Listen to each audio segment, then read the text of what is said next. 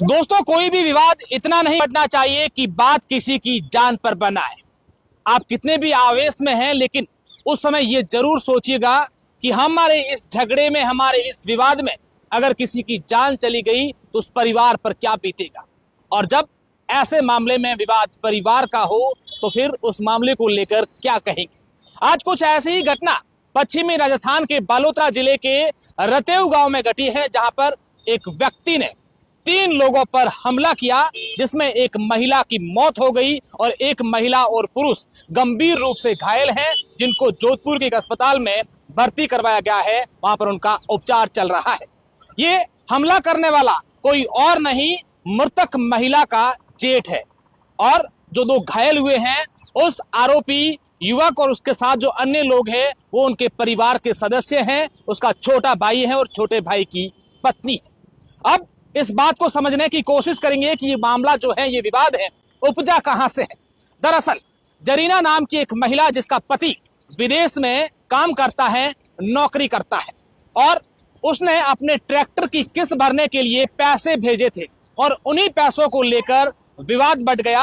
हालांकि इसको लेकर अलग अलग प्रकार की बातें आ रही हैं। कोई खेत के विवाद की बात कर रहे हैं तो कोई पैसों के विवाद की बात कर रहे हैं। ऐसे में कल रात को, यानी कि शुक्रवार की रात को, शाम को करीब 9-10 बजे की ये घटना है। जरीना जब अपने घर पर सो रही थी, उसका पति पप्पू खान विदेश में नौकरी करता है, तब उसका जेठ उसके घर आया और उसके साथ अन्य लोग भी थे और धारदार हथियार से उस महिला पर वार कर दिया।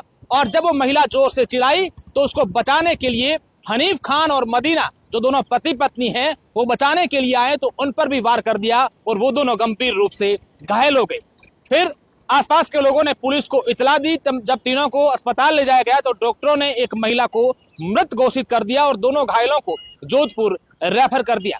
फिलहाल पुलिस इस पूरे मामले को लेकर जांच पड़ताल कर रही है और जो शव है वो मोर्चरी में रखा हुआ है। उसका पति विदेश सऊदी अरब में है, वहां से वो रवाना हुआ है और इस पूरे मामले को लेकर न्याय की मांग कर रहा है।